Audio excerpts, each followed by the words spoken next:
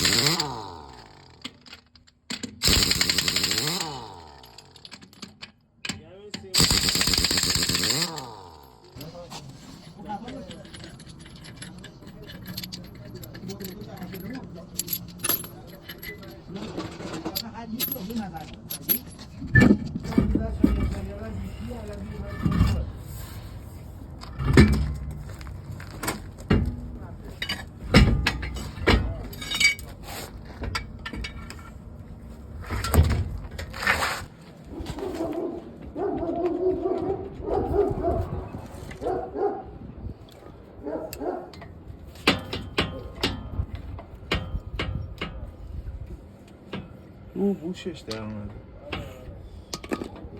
ولی خوبی؟ ولی کنه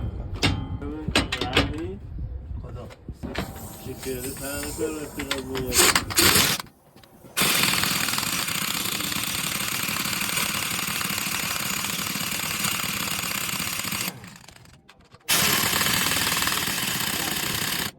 یه بار گفت کنیم سویش بند باز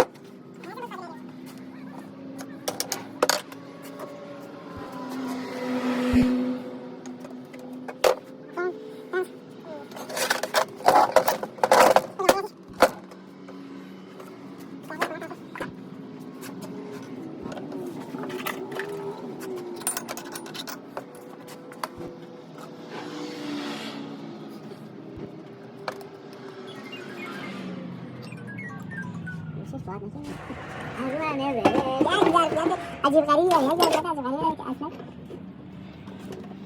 الان تو زمان شاید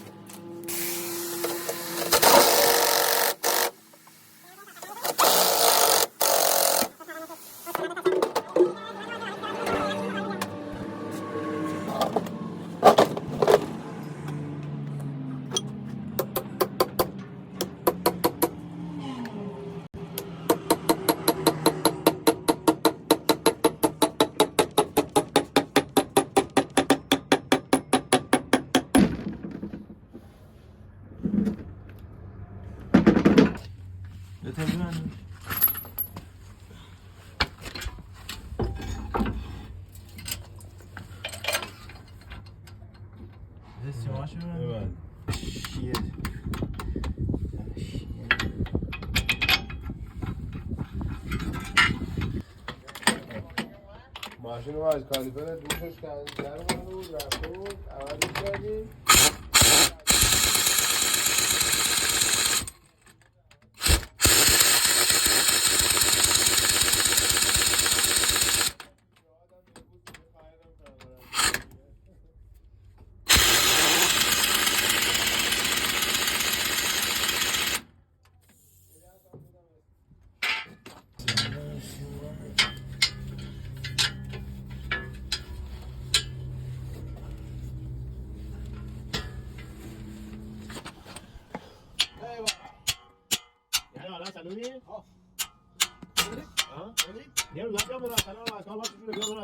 دیگه میشه تهرانی.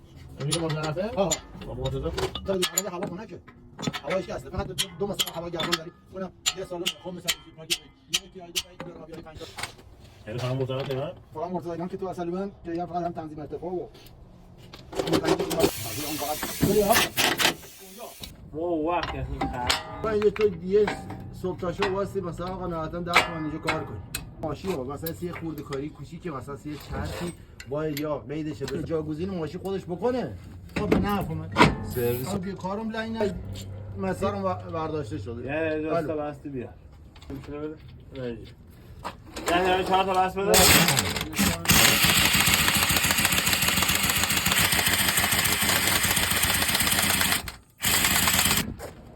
اصلی‌ها تو شیراز می‌دارن. محمدی گفت مکانیکا ماشینایی که اصلا همه یاد شیراز واسه بابا چون کسی نداره نداره گفت ماشینا بعدا همه یاد شیراز